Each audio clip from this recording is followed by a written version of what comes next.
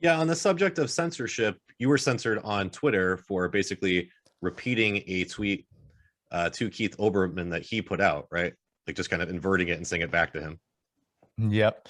Yeah. So essentially, Keith Olbermann attacked Wyatt Reed, called him a whore for dictator, referencing Wyatt was in Nicaragua covering the elections there, and showed images of, you know, the kind of electoral campaign that was going on, the FSLN and the opposition, kind of saying, look, there's a real democratic process happening here. And that was Keith Olbermann's response. My response to him was, you know, that he was whoring for capital, that's what he does. And I said that, how does it feel to be ratioed? Because that's what you do. And immediately, I mean, it was very quick. It was so quick that I didn't even have the chance to check the tweet again. I think I like stepped away to use the bathroom or something from my phone, and came back a couple minutes later. And I had an email from Twitter saying,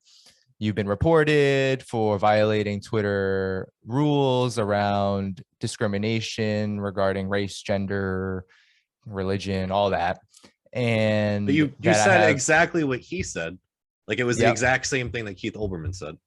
exactly. I use the same word, whore, and mind you, of course, I guess that's politically incorrect in some respects in this point in time, but at the same time, I've seen worse stuff said on Twitter, and But it's not not get like you reported. chose the word. You were repeating No, what he said. exactly.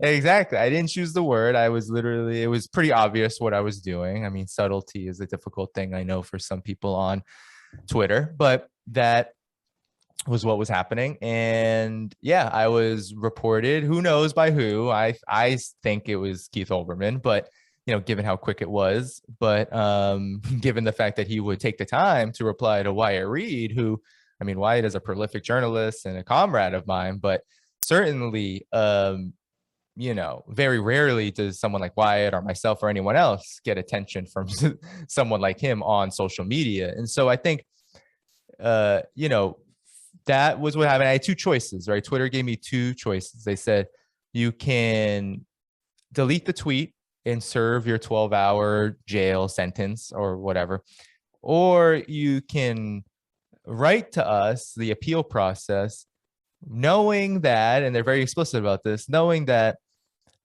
we don't have any time frame for when we'll respond.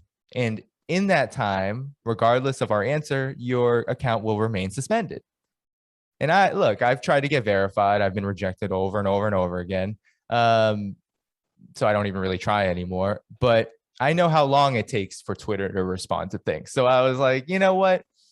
I'll just have to delete the tweet. And I think that is just, a very small microcosm of what censorship is, right? Like literally you are the one who has to change your behavior because a corporation didn't like what you had to say. Meanwhile, these corporations and people and their handlers like Keith Olbermann can say whatever the hell they want and there's no consequences. So I think I mean, that we saw that just speaks with to this. we saw that with Russiagate too. I mean, it was 5 years of nonstop lies being disproven over and over and over again. Did any of the corporate media networks who spread all of those lies, or people like Rachel Maddow, did any of them ever get censored on social media? Nope, they didn't. Not only that, but most of them didn't even have to offer any retractions. And when the corporate media, the print media, the New York Times, for example, Associated Press, when they offered retractions for things like Russiagate or whatever it is, China, anti-China propaganda, whatever it is, whenever they offered retractions, it was always much later after the story had already had its impact and the piece remained up, right? It wasn't like they removed the article altogether. It's they put at the very end of the article, oh yeah, this little fact was not correct and we're correcting it now, but the damage has been done. And so I think that just speaks to the hypocrisy and really the power relationship that censorship has at its core, which is that it's the powerful who are doing the real censoring. Oftentimes we're talking about each other as if we're like censoring each other or whatever, but the powerful are really the ones who are canceling people, who are managing the narratives and are managing how people perceive the most pressing problems that are facing us as human beings right now. And I think that's really the scariest part of it, because I mean, look at what's happening to Julian Assange, just for exposing the realities of so many things, not least the war crimes of the United States and its allies, and not least the fact that the U.S. political system is rigged for corporations and banks. But he is, he is being targeted for death, extermination, or life imprisonment, which is akin to that.